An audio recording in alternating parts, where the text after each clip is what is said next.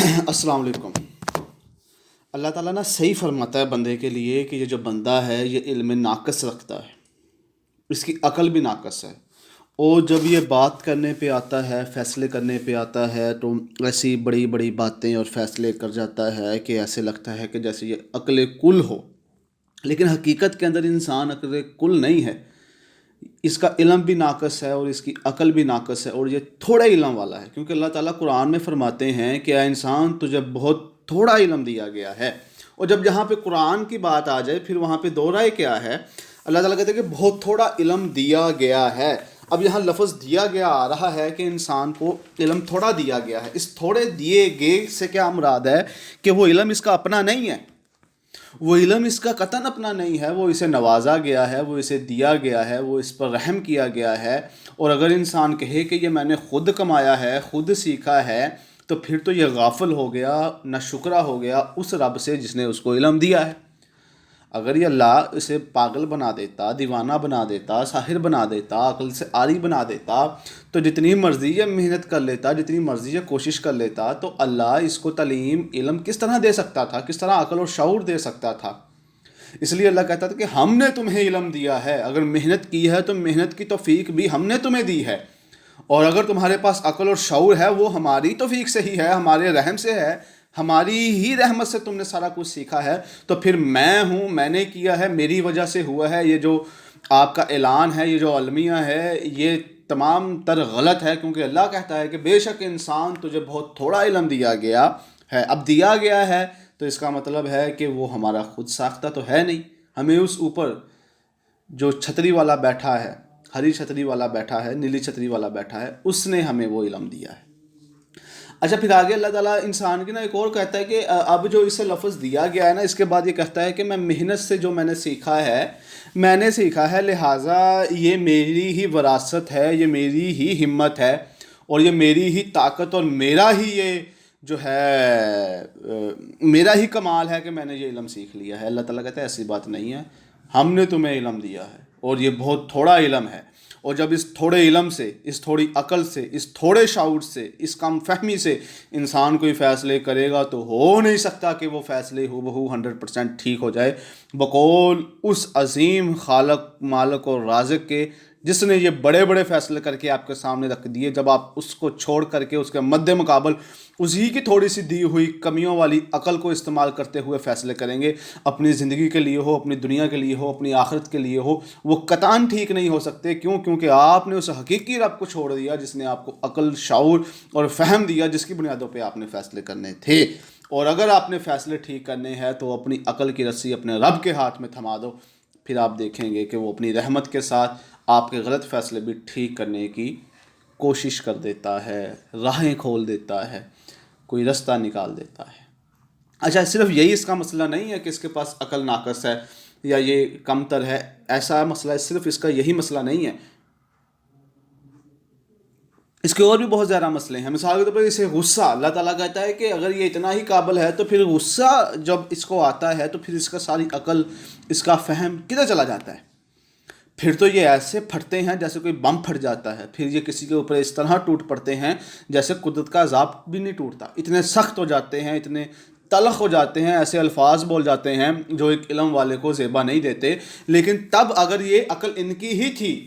اگر یہ کامل تھے، اگر یہ مکمل تھے، اگر یہ کمپلیٹ تھے، اگر یہ پرفیکٹ تھے، تو پھر تب ان کی عقل کدھر چلی گئی؟ جب غصے نے ان کے اوپر آ کے ہیوی ہو گیا، جب غصے نے ان کو اپنے قابو میں لے لیا، جب غصے نے ان کو کنٹرول کر لیا، جب غصے نے ان کو قابو کر لیا، پھر تو یہ مکمل کی مکمل اپنی حیا بھول گئے۔ پھر انہیں اپنی ماں کی تمیز رہی نہ، انہیں باپ کی تمیز رہی نہ، انہیں بھائی کا پاس رہا نہ، چھوٹے کی قدر رہی نہ، بڑے کا احترام رہا نہ، اپنے ساتھ بیٹھوں کی کوئی احترام رہا نہ، اپنے قریبیوں کی کوئی احساس رہا نہ، انہیں اپنے علم کا کوئی پاس رہا۔ یہ تو بھول گئے ہر چیز، انہوں نے تہس نہس کر کے رکھ دی، اپنے غصے کی وجہ سے ہر چیز بولنا شروع کر دی۔ پھر انہیں کدھر گئی؟ ان کو عقل جو دی گئی تھی، جو انہوں نے کہا کہ علم ہم نے خود کمایا تھا، تب وہ علم ان کے کام کیوں نہیں آیا؟ کیونکہ انسان کے اندر ایک کم عقلی،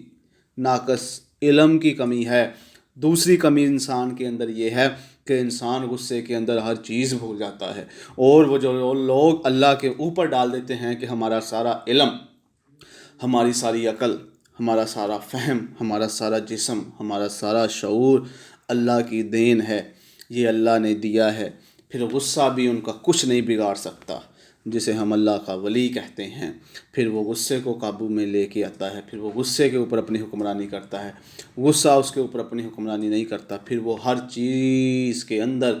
متوازن ہو کے، ایکول ہو کے، ایکولیبریم کی طرح برابر ہو کے چلتا ہے، نہ کوئی چیز اسے ادھر لے کے جاتی ہے، نہ کوئی چیز اسے ادھر لے کے جاتی ہے۔ اس کی وجہ یہ ہوتی ہے کہ اس نے تسلیم کر لیا کہ مجھے بنانے والی کوئی اور ذات ہے، میں عقل کل نہیں ہوں۔ اب ان دو خامیوں کی وجہ سے انسان کہے کہ میں پتہ نہیں کیا معجزہ ہوں، میں پتہ نہیں کیا عجوبہ ہوں، اور وہ ان دو باتوں پہ آ کے ہی اپنے خالق کے سامنے سر بسجدہ ہونے کے لیے مجبور ہو جاتا ہے۔ اب دیکھیں، اور جب فرشتوں سے اللہ نے کہا تھا کہ میں اپنا نائب بنانا چاہتا ہوں، تو فرشتوں نے کہا تھا کہ یا اللہ تو ایک ایسی مخلوق بنائے گا جو زمین کے اوپر قتل و غارت کرے گی، فساد پھیلا دے گی، خون بہا دے گی۔ اور ہم میں سے بہت سارے اس بات کے اوپر پورا اترتے ہیں۔ غیرت کے نام پہ لے لیں، زر کے نام پہ لے لیں، زمین کے نام پہ لے لیں، دولت کے نام پہ لے لیں، عزت کے نام پہ لے لیں، انا کے نام پہ لے لیں، غرور کے نام پہ لے لیں، گالی دینے کے نام پہ لے لیں، لڑائی جھگڑے کے نام پہ لے لیں، سیاست کے نام پہ لے لیں، فرقہ واریت کے نام پہ لے لیں، ذات پرستی کے نام پہ لے لیں، قبائل پرستی کے نام پہ لے لیں، عہدہ پرستی کے نام پہ لے لیں، ملک پرستی کے نام پہ لے لیں، لالچ کی بنیاد پہ لے لیں، پیسوں کے بنیاد پر لے لیں۔ انسان نے اس سرزمین کو لہو لہان کر دیا اپنی کم عقلی کی وجہ سے، اپنے کم فہمی کی وجہ سے، اور اپنے غصے کی وجہ سے، اور پھر بھی یہ دعویٰ کرے کہ یہ عقل کل ہے۔ اللہ تعالیٰ مزید فرماتے ہیں کہ یہ جو عقل کل کہہ رہا ہے، یہ ہمیں جو عقل کل کہہ رہا ہے، اس کے اندر تو یہ خامیاں بھی ہیں کہ یہ تو جلد بازی بہت زیادہ ہے، اسے تو کوئی چیز بہت جلد نہ دے دی جائے تو یہ تہس نہس کر دیتا ہے، یہ آسمان سر پہ اٹھا لیتا ہے، یہ زمین تک پھاڑ دیتا ہے، یہ اللہ کے ساتھ گلے شکوے کرنا شروع کر دیتا ہے کہ میں اب چونکہ یہ کہہ رہا ہوں مجھے ابھی یہ ملنا چاہیے، اور اللہ کی رحمت کے اندر اور اس کی قدرت کے اندر اگر کچھ دیر ہو جائے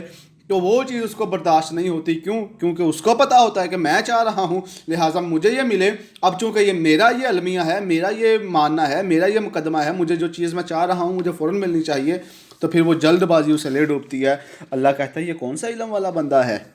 یہ کون سا عقل والا بندہ ہے جو اتنا زیادہ جلد باز ہے۔ علم تو انسان کو صبر سکھا دیتا ہے، علم تو انسان کو سکون اور پرسکون رہنا سکھا دیتا ہے۔ یہ کون سا علم ہے جو اسے جلد باز بنا گیا، یہ کون سا علم ہے جو اسے اس طرح کی تعلیم دے گیا۔ تو اللہ تعالیٰ مزید انسان کو فرماتے ہیں کہ تو ناقص بھی ہے، علم بھی تیرا ناقص ہے، تیری عقل بھی ناقص ہے، تو غصے پہ بھی قابو نہیں پا سکتا، اور ایک اور خامی کہ تو جلد باز بھی ہے۔ اب تیری اوقات کیا ہے کہ تو اپنے فیصلے اپنے تئیں کر سکے؟ تجھے میری دربار پہ جھکنا پڑے گا، تمہیں میرے سامنے سجدہ کرنا پڑے گا، تجھے میری توحید کے اوپر برقرار رہنا پڑے گا۔ اگر نہیں کرے گا تو پھر یہ فیصلے جو تو کر رہا ہے، یہ فیصلے تجھے کبھی بھی خوشی کے ساتھ نہیں ملائیں گے۔ کیونکہ تو نے مجھے چھوڑ کے فیصلے کیے، اور جب تم مجھے چھوڑ کے فیصلے کرے گا تو پھر کیسے ممکن ہے کہ میں تجھے اس کے اندر کامیاب کر دوں گا۔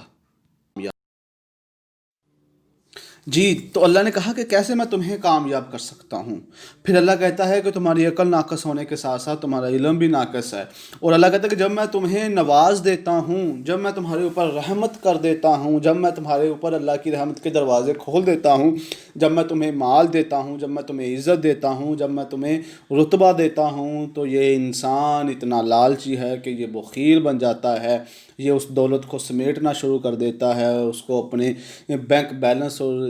جائیدادیں بنانا شروع کر دیتا ہے، لیکن اس کو پتہ تو ہوتا ہے یہ دینے والا کوئی اور ہے، اس کی طرف نہ یہ پلٹتا ہے، نہ اس کا شکر ادا کرتا ہے۔ کیونکہ بخیل ہونے کے ساتھ ساتھ یہ انسان بہت ناشکرا بھی ہے۔ تو علم اس کی ناقص ہے، علم اس کا ناقص ہے، عقل اس کی ناقص ہے، غصے والا یہ ہے، اللہ رب العزت کے سامنے اللہ سے گلے شکوے کرنے والا یہ ہے، جلد باز یہ ہے، بخیل یہ ہے، ناشکرا یہ ہے۔ تو ان تمام خامیوں کے ساتھ ساتھ کیسے ایک انسان آگے بڑھ سکتا ہے، کیسے انسان زندگی کے اندر بڑے بڑے مار کے سر کر سکتا ہے، کیسے وہ بڑے بڑے قلعے فتح کر سکتا ہے، کیسے وہ جنگیں جیت سکتا ہے؟ کیونکہ اس کے درمیان جو اپنی جنگیں ہیں، جو اپنے اس کے دشمن ہیں اپنے نفس کے اندر، وہ ان کو تو ہرا نہیں سکا۔ پھر اللہ کہتا ہے کہ یہ انسان بڑا نہ شکرا ہے، یہ انسان بڑا نہ قدرا ہے، یہ انسان کو جب کچھ دے دیا جاتا ہے اس کی گردن کے اندر سریا آ جاتا ہے، یہ تکبر کا ایک بت بن جاتا ہے، یہ پتھر بن جاتا ہے اور اس کی گردن ٹیڑھی ہو جاتی ہے، اور جب بھی زمین پہ چلتا ہے تو اس کی ایڑی زمین کے اوپر بڑی زور کے ساتھ ٹچ ٹچ ٹچ بڑی زور کے ساتھ ٹچ ہوتی ہے، اور پھر یہ کیا کرتا ہے کہ اس کو اپنے غرور اور تکبر کے ساتھ بدل کے رکھ دیتا ہے۔ انسان کی چلنے کا سٹائل، اس کا اپنا سینہ اور چھاتی چوڑی کر کے چل کے اللہ کو غرور اور تکبر سکھاتا ہے کہ یہ دیکھ میں پتہ نہیں کیا چیز ہوں، اور حتیٰ کہ اللہ پہلے کہہ چکا ہے کہ میں نے انسان کو گندے پانی کے ساتھ پیدا کیا ہے۔ اب میں نے آپ کو 6-7 باتیں بتائیں کہ انسان کے اندر علم بھی ناقص، عقل بھی ناقص، فیصلے بھی ناقص، غصے کے آگے بھی ناقص، جلد باز زیادہ ہے، تکبر والا زیادہ ہے، لالچی زیادہ ہے، بخیل ہے، ناشکرا ہے۔ ان تمام معاملات کے باوجود انسان کیسے ہو سکتا ہے کہ اپنی زندگی کے اندر ایک ایسا مار کا سر کر جائے جس کے بارے میں کسی نے سوچا بھی نہ ہو کہ یہ ایک انسان کر سکتا ہے؟ تو جب وہ نہ کر سکے تو پھر کیسے ممکن ہے کہ انسان اپنے آپ کو اس رب کی بارگاہ سے دور رکھے جس نے اسے ان تمام معاملات سے سرخرو کر کے اسے قابل انسان بنا دینا تھا؟ یہ ممکن ہی نہیں ہو سکتا کہ وہ اس کے بغیر چلیں۔ اور جب آخر کار انسان کسی مقام پہ پہنچ جاتا ہے اور وہاں سے اسے اللہ تھوڑی دیر کے لیے دور رکھتا ہے، تھوڑی دیر کے لیے پریشان کرتا ہے، تھوڑی دیر کے لیے مصیبت اس کے اوپر ڈالتا ہے، تو انسان یہ کہتا ہے کہ یہ کیا ہو گیا؟ وہ ناامیدی کے دلدل میں اس طرح سے دھس جاتا ہے، اس طرح وہ سمندر کی تہوں کی ان کالی گھاٹیوں میں چلا جاتا ہے کہ اب وہاں سے نکلنے کا کوئی رستہ اس کے سامنے موجود نہیں ہوتا۔ اسے مایوسی کہتے ہیں، اور اللہ تعالیٰ تو مایوسی کے بہت خلاف ہے۔ اور جب انسان اتنی ساری کمیاں لے کے آگے بڑھے گا، جب انسان اتنی ساری کوتاہیاں لے کے آگے بڑھے گا، جب انسان اتنے زیادہ خلا لے کے آگے بڑھے گا، جب انسان اتنے زیادہ کوتاہیاں لے کے آگے بڑھے گا، جب انسان کے اندر یہ سارے لوپس ہول ہوں گے، تو کیسے ہو سکتا ہے کہ وہ انسان اپنی زندگی کے اندر اپنی منزل کو پا سکے؟ اب قرآن نے تو انسان کی تصویر واضح کرنے کی کوشش کی ہے کہ اس کا مزاج کیسا ہے، اس کا علم تھوڑا ہے، تو آپ خود انصاف کریں کہ انسان کیسے اپنی منزل تک پہنچ سکتا ہے۔ کیونکہ منزل تک پہنچنے کے لیے انسان کا علم بھی مکمل ہو، انسان کا شعور بھی مکمل ہو، انسان کا فہم بھی مکمل ہو، انسان شکر گزار بھی ہو، انسان عاجز بھی ہو، انسان سخی بھی ہو، انسان تکبر سے پاک بھی ہو، انسان امید سے مالا مال بھی ہو۔ یہ تمام صفات جب اس کے اندر ہوں گی تو وہ کامیاب ہو سکتا ہے۔ اور چونکہ جو ایک انسانوں کی بڑی سی بڑی جماعت ہے اس کے اندر یہ چیزیں موجود نہیں ہیں، تو کیسے ممکن ہے کہ وہ آگے جا کے کامیاب ہو سکتا ہے؟ آپ خود دیکھیں کہ انسان نے جس عقل سے فیصلہ کرنا ہے وہ عقل ناقص، جس آنکھ سے دیکھنا ہے وہ اس کی آنکھ کی جو روشنی ہے وہ ناقص، جس کان سے سننا ہے اس کی سماعت ناقص ہے، جس ہاتھ سے پکڑنا ہے وہ بے بس و لاچار ہیں، جس پاؤں سے چلنا ہے وہ بھی کسی کے محتاج ہیں، کسی کے تابع کام کرتے ہیں۔ تو انسان کس طرح بڑے بڑے فیصلوں میں خود سے نکل سکتا ہے؟ انسان کیسے اپنی تاریخ خود لکھ سکتا ہے؟ انسان کیسے اجتماع کے اندر اپنے فیصلے خود منوا سکتا ہے؟ اور انسان کیسے ایک قوم کے سامنے اٹھ کے واضح ہو سکتا ہے؟ اور انسان کیسے ایک قوم کو شعور دے سکتا ہے؟ اور انسان کیسے ایک نئی جماعت بنا کے لوگوں کے اندر ایک نیا جذبہ پیدا کر کے، نئی رت جگا کے، نئے حوصلے دے کے، نئی سے نئی چیزیں بنا کر کے کیسے وہ ایک قوم کو اٹھا کے چلا جائے گا؟ جب اس کے اندر یہ تمام کی تمام کمیاں ہیں، تمام کی تمام خامیاں ہیں، تو ہو نہیں سکتا کہ وہ انسان کبھی بھی جا کے آگے سرخرو ہو۔ کیونکہ اس نے جس کو لے کے چلنا تھا، جس کو لے کے آنا تھا، وہ تو اسے لے کے نہیں آیا۔ جب وہ اس بنانے والے کے ساتھ رابطہ مضبوط کر کے نہیں آیا تو پھر کیا ہوا کہ جب وہ آدمی آزاد ہوا تو اس کی عقل معاف ہوگی، جب غصے میں آیا تو اس کی عقل معاف ہوگی، جب خوشی میں آیا تو اس کی عقل ختم، جب غصے میں آیا تو اس کی عقل ختم، جب وہ کسی مصیبت میں آیا تو اس کی عقل ختم، جب بیماری میں آیا تو اس کی عقل ختم، اس کے پاس فیصلے کرنے کی ہمت اور جسارت نہ رہی، اس کی بنائی ہوئی باتیں ہی اس کے اوپر الٹا پڑ گئیں، اس نے ان ساری باتوں کو تسلیم بھی کر لیا، غلط فیصلے بھی کر لیے، اس کے بعد وہ پچھتایا بھی نہ۔ کیونکہ جس نے سارے یہ رستے ٹھیک کرنے تھے وہ اس کو تو چھوڑ کے آ گیا، اس کو تو وہ ساتھ لے کے نہیں آیا، اس سے تو وہ تعلق مضبوط کر کے نہیں آیا۔ اور جب انسان اپنے بنانے والے کے ساتھ بے وفائی کرے گا، اور جب انسان اپنے خالق کے ساتھ بے وفائی کرے گا، اور جب انسان اپنے رب کے ساتھ بے وفائی کرے گا، اور انسان پھر ایک پیغام لے کے آگے چلے، اور پھر یہ سوچے کہ وہ اس کے سننے والے اس کے ساتھ وفادار ہوں، اس کے گھر والے اس کے ساتھ وفادار ہوں، وہ اس کے ساتھ مکمل ایمانداری کے ساتھ چلے، تو یہ فقط ایک خام خیالی ہے، یہ باتیں ہیں، یہ ایک سوچی سمجھی بیوقوفی ہے کہ انسان بے وفائی کرے اپنے رب کے ساتھ، اپنے خالق کے ساتھ، اور پھر اپنے تابع اپنے جیسے لوگوں کے ساتھ جب وہ سلوک کرے تو ان سے وہ وفاداری کا طلبگار ہو۔ اس لیے تو معاملے ہیں کہ ہر انسان بے وفائی کا رونا رو رہا ہے، ہر انسان کہہ رہا ہے کہ خون سفید ہو چکے ہیں، ہر انسان کہہ رہا ہے کہ آج کسی کو کسی کا احساس نہیں ہے۔ اس لیے تو ہر انسان آج رونا رو رہا ہے کہ اسے فلاں نے دھوکہ دے دیا، اسے فلاں نے ڈبل کراس کر دیا۔ کیوں؟ کیونکہ وہ خود رب کو ڈبل کراس کر کے آ چکا ہے، وہ خود ان تعلیمات سے چھوڑ کے آ چکا ہے جن کے پیچھے ہمارے نبی محمد صلی اللہ علیہ وسلم نے اپنی زندگی صرف کر دی، وقف کر دی، لگا دی، ہمت نہ ہاری، مشکلات برداشت کرتی۔ ہم خود اس بے وفائی کر کے آئے ہیں، خود ہم نے توڑا ہے اس قانون کو، جو قانون ہمارے ساتھ توڑے جا رہے ہیں۔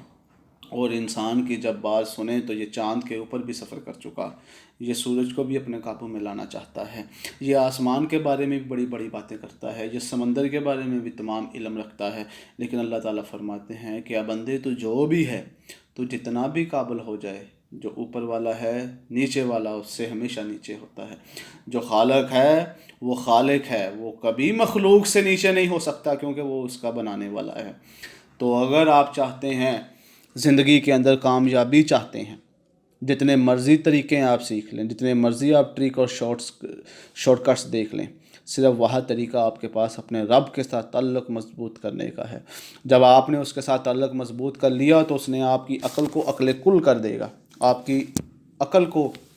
عقل کل کرنے کے بعد آپ کے علم کو بھی بہتر کر دے گا، آپ کی سوچوں کے اندر بھی نکھار آ جائے گا، وہ آپ کو غصے کے اوپر قابو اور تحمل مزاجی والا سلسلہ بھی پیدا کر دے گا، وہ آپ کو سخی بھی کر دے گا، وہ آپ کو عاجز بھی کر دے گا، وہ آپ کو امید بھی دے دے گا۔ کیوں؟ کیونکہ وہ سب کچھ کرنے والا ہے، اور جب ہم اس کے بغیر چلیں تو ساری عمر آپ اپنی بھاگتے دوڑتے کوشش کرتے گزار دیں، اس دنیا نے آپ کو تھکا دینا ہے،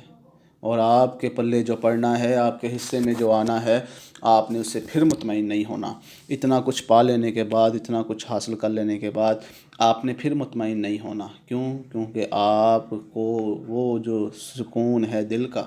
وہ تو آپ کے خالق کے پاس ہے، وہ تو آپ کے رب کے پاس ہے، اور جب اس کو چھوڑ کے آپ آگے نکل آئے تو کیسے ممکن ہے کہ آپ اس سکون کو اس کے بغیر جس نے اس سکون کو بنایا ہے پا سکیں گے؟ تو میرے بھائیوں، میری قوم کے نوجوانوں، میری امت کے نوجوانوں، اپنے رب کے ساتھ تعلق مضبوط کرو، اس رب کو اپنے ساتھ ملا لو، وہ منتظر ہے اپنے خلیفہ کے دوبارہ اٹھنے کا، وہ منتظر ہے اس امت کے عروج کا، کہ کوئی اٹھے، ہاتھ بڑھائے، دعا کرے، کردار پیش کرے، اور میں اپنے محبوب کی اس امت کو دوبارہ دنیا کے اندر سرخرو کر دوں۔ کاش کوئی اس درد کو سمجھے، کوئی اٹھے اور اس امت کے لیے اپنی ترجیحات بنائے، کوئی اٹھے اللہ کے ساتھ تعلق مضبوط کرے، کوئی اٹھے قوم کو صحیح راہ دکھائے۔ اللہ تو چاہتا ہے کہ کوئی اٹھے جو رہبری کرے، لیکن ہم نے اس امت کو یتیم چھوڑ دیا ہے، ہم نے حقیقت میں اسے مسکین بنا دیا ہے۔ اس امت کا کوئی والی وارث نہیں ہے، جس کی جہاں پہ کوشش ہوتی ہے وہ وہاں پہ اس کو لے ڈوبتا ہے، جو چاہتا ہے اس امت کا باپ بن جاتا ہے، جب چاہتا ہے مسلمانوں کو ذلیل و رسوا کر دیتا ہے۔ اور دکھ کی بات تو یہ ہے کہ ہم ہو بھی جاتے ہیں، ہماری غیرت نہیں جاگتی، تو اللہ تو منتظر ہے کہ کوئی اٹھے اور مجھ سے دعا کرے، اور میں اس کے لیے یہ ساری کائنات گھما دوں۔ لیکن کن کے لیے؟